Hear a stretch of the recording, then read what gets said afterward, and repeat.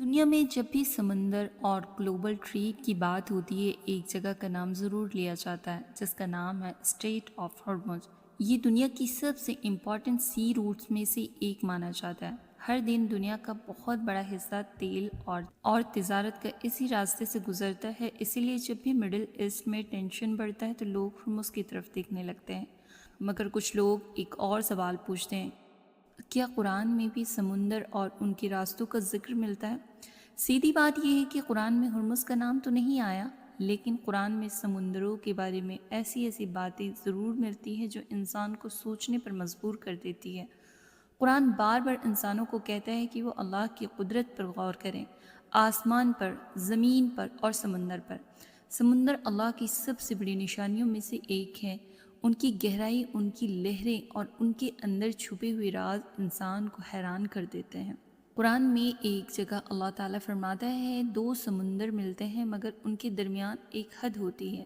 آج سائنس کے سائنٹسٹ بھی جب اوشین کا اسٹڈی کرتے ہیں تو انہیں پتہ چلتا ہے کہ کچھ جگہوں پر دو الگ پانی ملتے ہیں لیکن پھر بھی ان کی پراپرٹیز الگ ہیں۔ کہیں پانی کا ٹیمپریچر الگ ہوتا ہے، کہیں نمک کی کوانٹٹی الگ ہوتی ہے، اسی وجہ سے پانی ترنت ایک جیسا مکس نہیں ہوتا۔ سوچئے یہ بات قرآن نے 1400 سال پہلے بتا دی تھی۔ اس وقت نہ سیٹلائٹ تھے، نہ ماڈرن شپس، نہ ہی انڈر واٹر ریسرچ، پھر بھی قرآن میں سمندر کے بارے میں اتنی گہری باتیں کیسے لکھی ہوئی ہے؟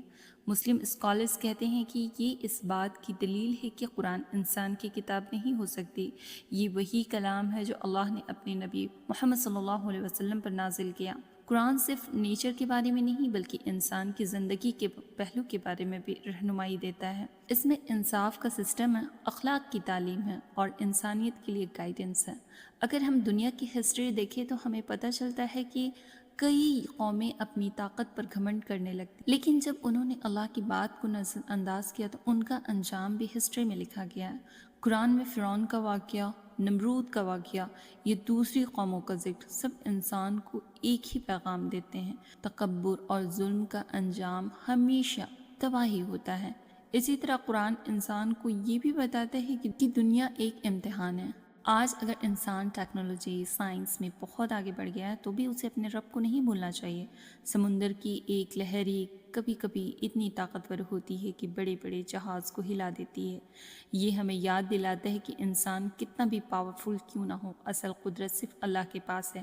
قرآن میں کئی ایسے اشارے ملتے ہیں جو انسان کو سوچنے پر مجبور کر دیتے ہیں، جیسے زمین اور آسمان کی کریشن، انسان کی پیدائش اور نیچر کے سسٹم۔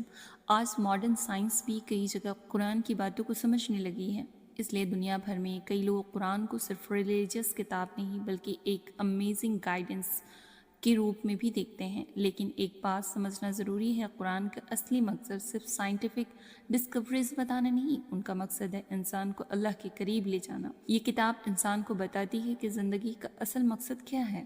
اگر انسان صرف دنیا کی دولت اور پاور کے پیچھے بھاگتا رہے تو اپنے رب کو بھول جائے گا، تو اس کی زندگی ادھوری رہ جاتی ہے۔ لیکن جب لوگ قرآن کو سمجھ کر اس پر عمل کرتے ہیں، ان کی زندگی میں سکون آ جاتا ہے۔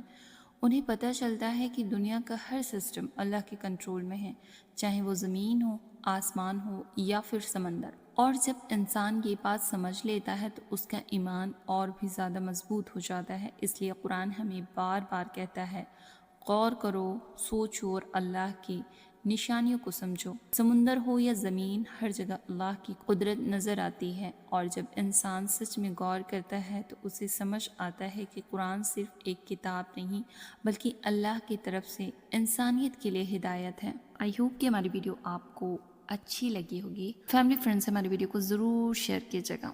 اللہ حافظ۔